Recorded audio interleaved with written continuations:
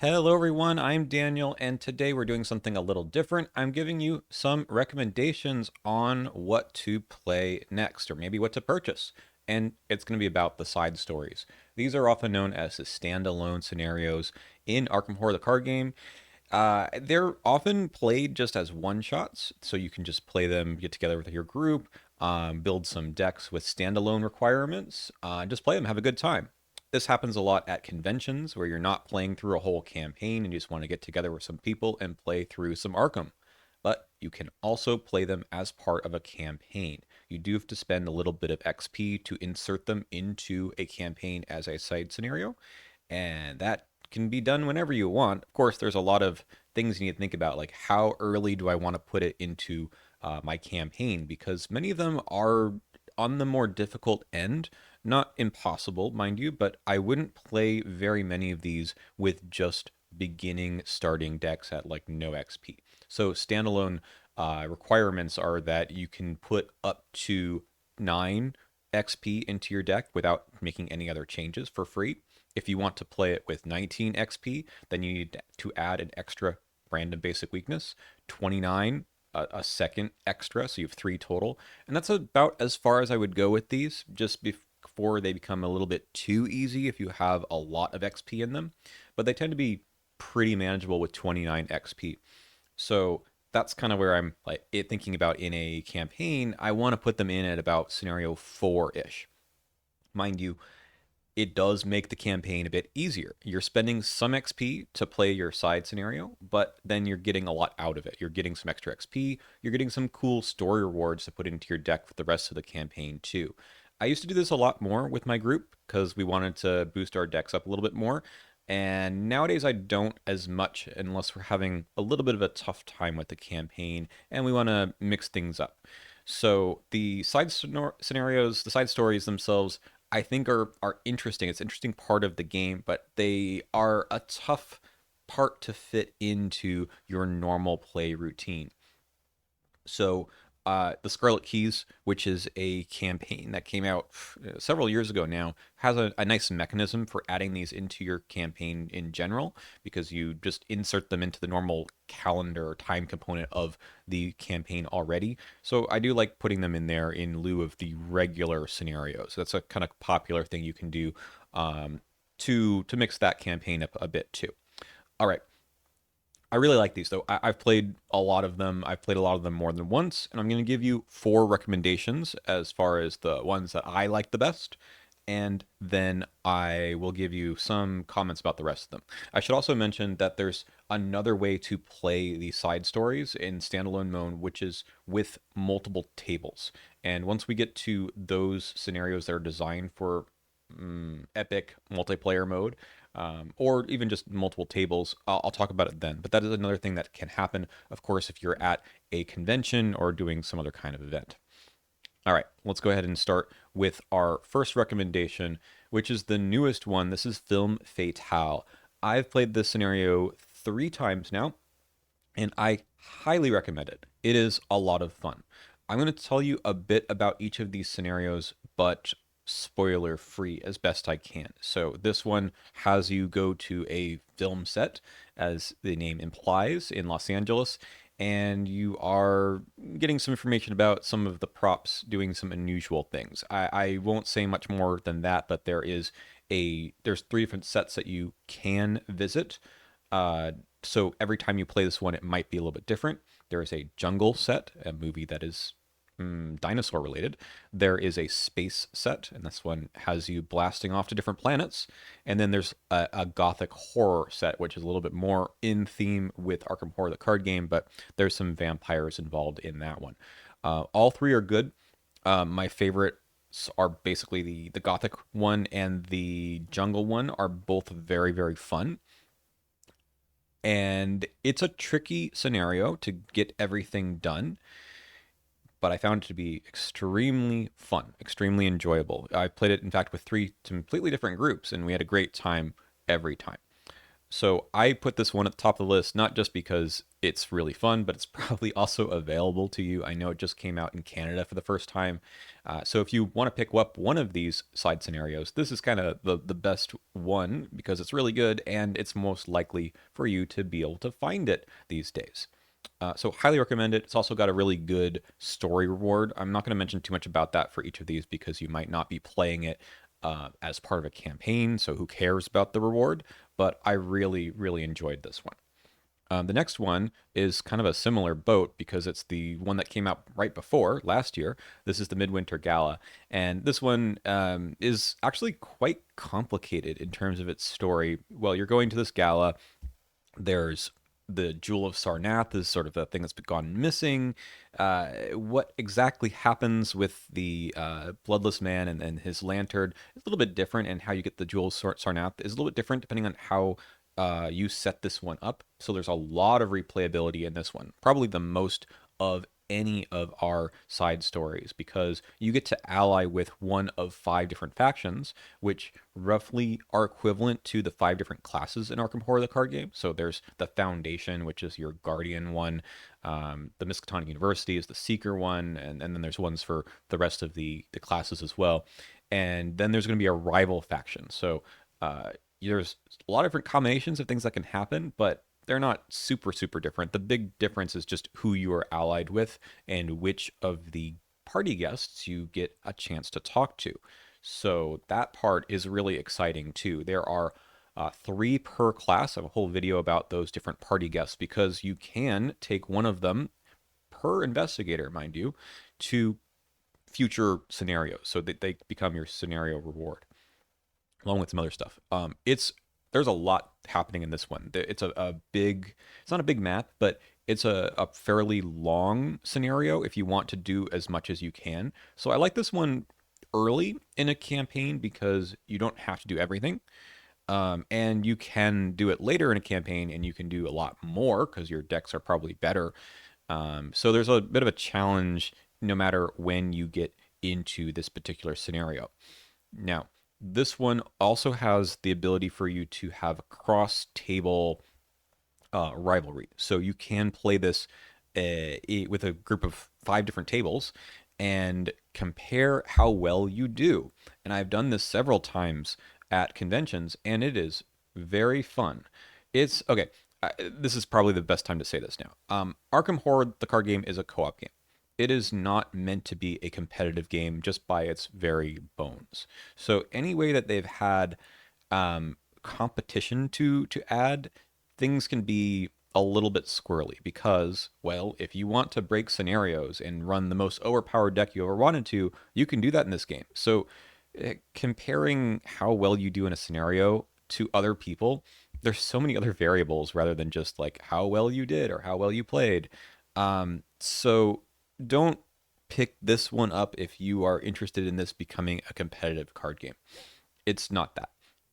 It's just a fun way to match up with other people and have a little bit of messing with other tables. It's not too much, but even just the comparison of your scores at the end, because there is a way to score yourself on this scenario, is cool. So, like, don't take that part seriously. It's not that important.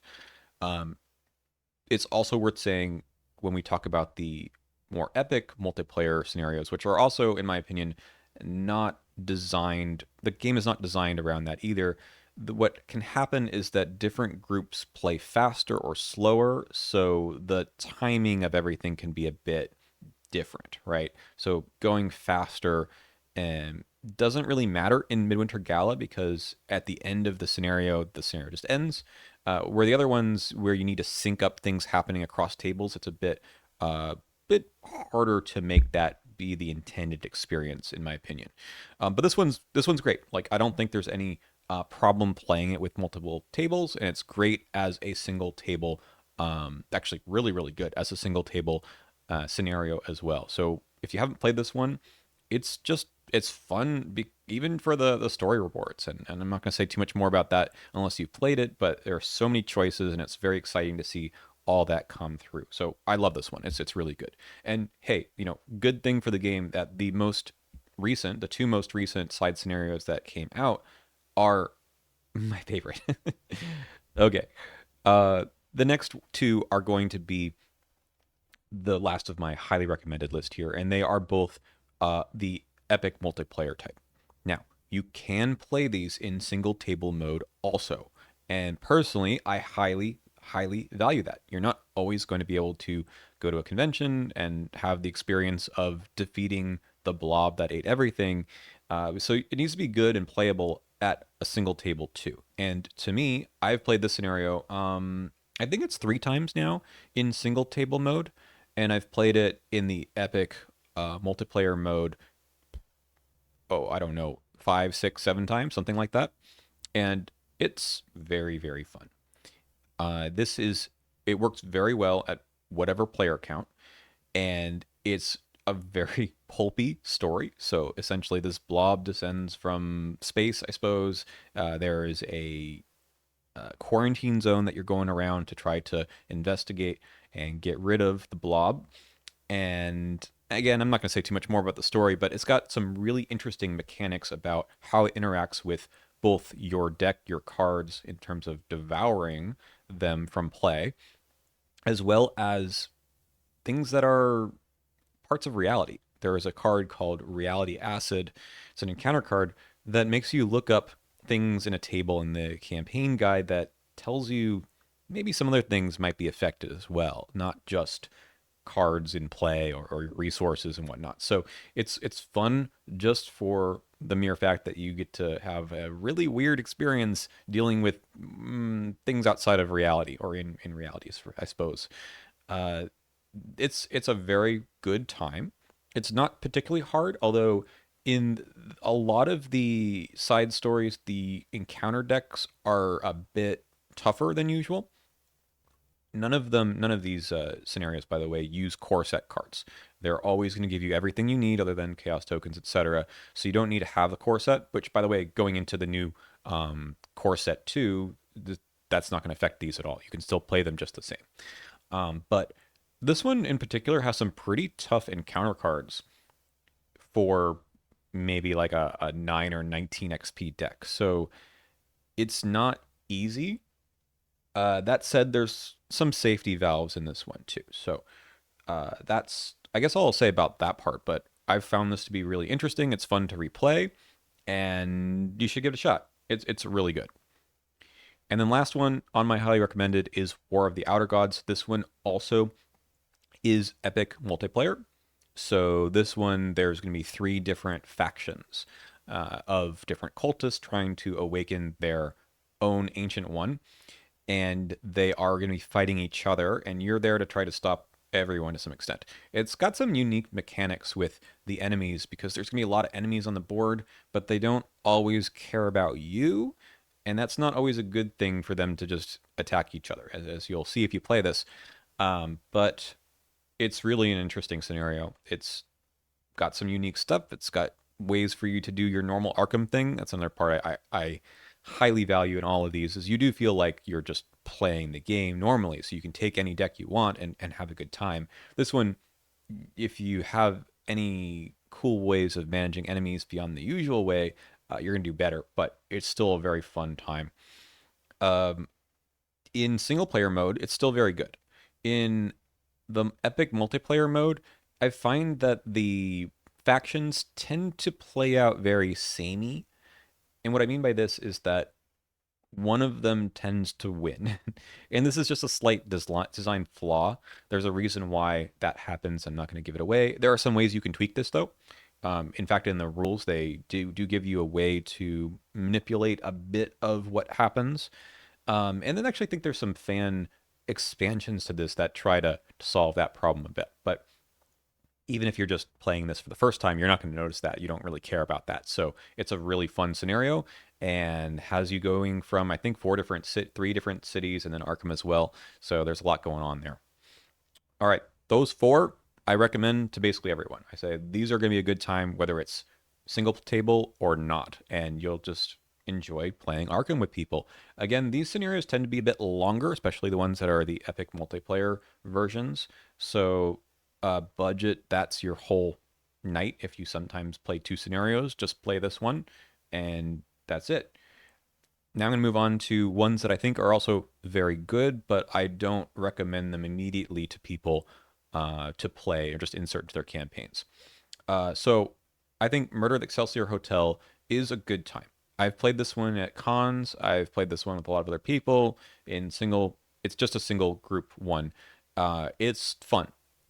It is a good time because you are doing kind of the basic Arkham thing of investigating a murder, and the murderer is maybe you. That's the story here for this one. Uh, Now, the reason why I don't find this one to be quite as replayable or recommendable to other people is that the first chunk of it is a bit strange. And that's for story purposes. You're in a hotel. There's not like a bunch of monsters roaming around the countryside that you're trying to kill.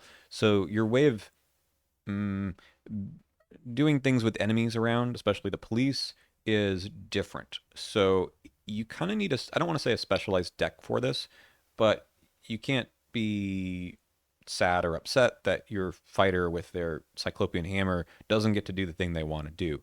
I also find that that section, the beginning part of this scenario, goes on a bit longer than I would like, and then the maybe interesting randomized part at the end is pretty quick. I think this is a good scenario. I think it just shows its age a little bit, and it's not even that old.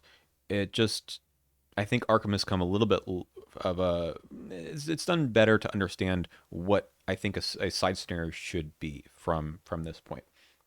It's still very good, and the encounter cards are really nice too. So it's a good time. You should try it if you've never played it, but it's not my top four. And these aren't really ordered, by the way, in the categories. And the next one is Guardians of the Abyss, and this is a good time as well. It's actually two scenarios in one. Here's the thing: this one's really hard. I've played it, I believe, 3 times now, and I find it to be extremely challenging. I've sometimes played it as a victory lap at the end of playing an entire campaign. You take your trauma, your XP, and slot this one in. Just see if your investigators can do well in Guardians of the Abyss. So this one, you go to Cairo, and people are mysteriously falling asleep. You got to go investigate around Cairo. You got to talk to some cultists, and then there's a part where you go off in the desert, and that's the first scenario. There's a second scenario that's entirely different. It's hard. It's a good kind of hard. Like, I think it's very well designed. It's just one that you don't want to accidentally go into in the middle of your regular campaign. It's something that you probably need to plan for because again, it is two scenarios, and you should have some pretty decent decks at that point. So I would say 39 XP at least if you're putting into your campaign. I think you can, if you're designing or teching for it, 29 is okay. But otherwise, it's just hard, but also very fun.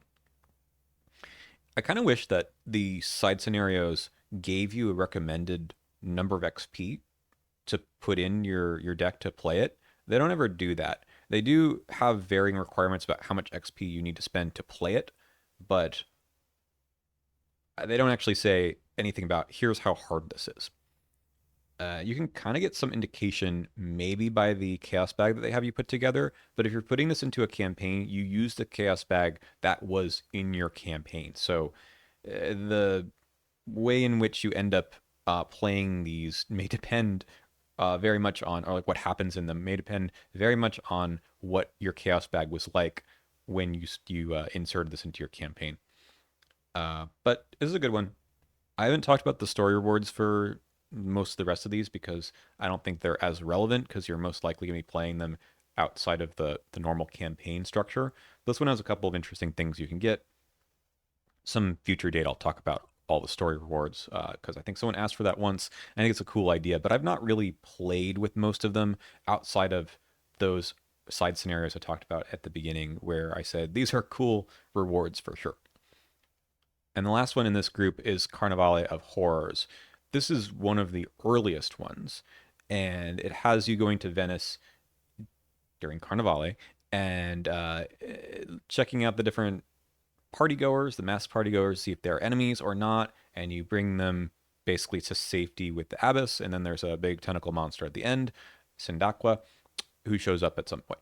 Sorry, spoilers. It's on the art. Okay. So this one I think is just it's good. It's a pretty good generic scenario. It doesn't ask you to do anything too crazy, but at the same time, I don't find it to be extremely interesting after a lot of replays. It's just kind of there. It is the first one I ever played. I believe it's the first one I ever played, and uh yeah, I mean, it's fine. There's just a couple things towards the end that I have some problems with, but it's otherwise pretty fine. Not much to say. Okay. Those are all the ones that I would say, hey, play this if you haven't. The next bunch are just the rest. And I guess there's just four left. And I don't really recommend these unless you've played everything else and you want to just try something else. For some specific reasons, I'm not going to talk about this too much because they're all here on one page. Machination Through Time, I've played this with multi-table, and it's fun.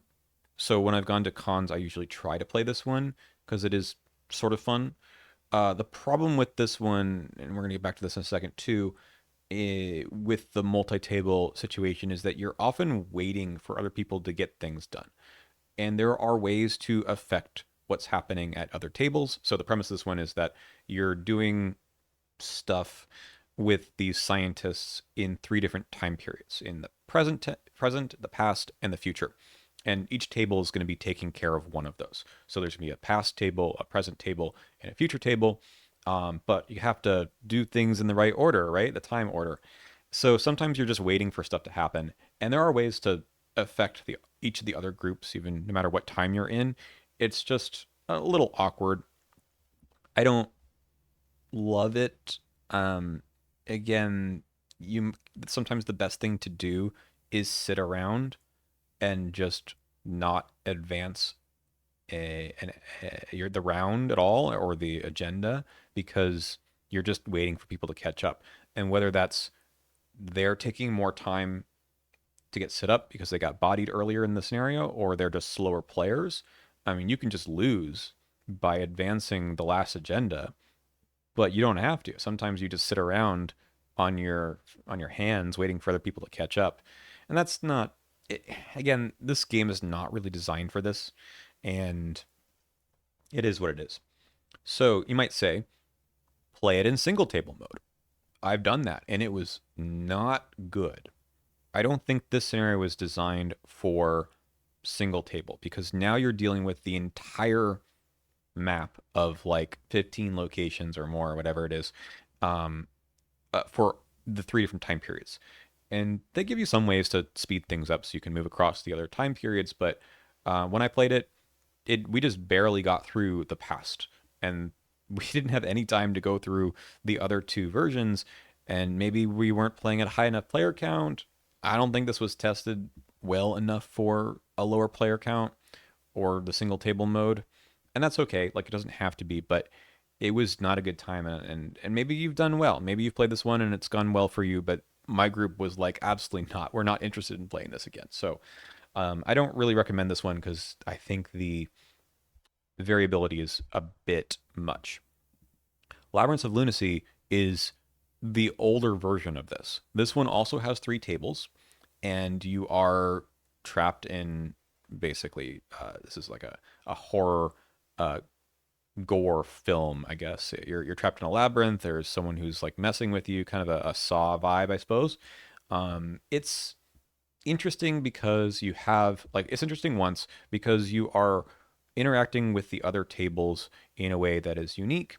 You're writing things down on a piece of paper, passing the paper around. Like, that's kind of cool, I guess.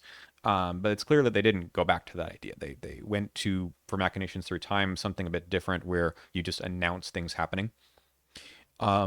So it's like interesting, but this one has the cardinal sin of the problem of what happens if groups are going too fast or too slow. They fix that problem by saying at the end of the round, every round, you wait for all the other tables to get to the end of their round too. So everyone is always going at the same pace. Great. You don't have the problem of just waiting around. You do. This time, you wait around every round. You're just sitting for other teams to catch up, other tables to catch up, and it is dull. Um, I've played this one twice. I don't need to play it again. It's, again, one of the earliest side scenarios. I get there what they're going for. It's just, it's good to be experimental, good to push the envelope forward a bit. I just didn't think it worked. Single table mode, I have not played, but I think all of the interesting stuff is suddenly gone because now you're not passing things around to other people and wondering what's going on there. So maybe this one is okay in single table, but from everyone that I've talked to, they say no, it doesn't work at all in single table. So that's probably not a good purchase for you. Okay, Fortune and Folly, I'll talk about next. And this one I've only played once. It's a two-part scenario where you are doing a heist essentially at it's Monte Carlo, right? Yeah, it's at a casino in Monte Carlo, and you are okay. It's kind of part of Scarlet Keys. It's supposed to be inserted into Scarlet Keys, so there is a key involved there. I've only played it once. I didn't love it. I didn't have a great time. I didn't particularly care for some of the mechanics. I'd like to try it again, but it's not one I can recommend right now because I haven't had a good time with it. Okay. Curse of the Rougarou, I have played a number of times, and it's a very old scenario. It feels like it was designed for potentially a different game. The biggest problem with this one, so you're going to New Orleans, you're going around and dealing with this werewolf type thing, the Rougarou, and you have to make a decision about like how you want to deal with it. There's two paths. One path is a lot easier than the other. The encounter cards in this one are really mean. There are some things you have to do for one of the paths that are like take an agility 7 test, and you're like, what? So you can, if you are built for this scenario, do pretty well on that part of it. But there's an easier way you can just take a way out that's much quicker and is fine. So it's not a bad scenario. It's just it shows its age more than probably anything else on this list. So I don't recommend it as much because it doesn't feel like how Arkham has been refined to be now. But it's still an interesting scenario, and I find the rewards to be a bit weird too. But that's another thing. Okay, that is it for my list of recommendations. Again, my favorites were at the beginning: Midwinter Gala, Film Fatale. I know they're new and I haven't played them as much as the rest, and they're just sort of still shiny, but I've found them to be really fun. And the others that I recommended, War of the Outer Gods and Blob That Ate Everything, also extremely good. I know Blob, I didn't mention this before, has like a print and play expansion, the Blob That Ate Everything Else. I haven't played that version. I haven't added that in, but I imagine it's still pretty similar to the original. So that's that. All right. Thank you all for watching. Thank you for people who have supported me on Patreon as well. Looking forward to talking more about the game as we enter a new era, but even looking back at older stuff and still playing older stuff because it's still all legal, right? Even if you think about the older scenarios I talked about and saying, they don't really work as well anymore. I mean, you can play them; they're perfectly fine, but you can see that the game has evolved, and I'm looking forward to seeing how the game evolves in the future and talking about all that with you. Bye.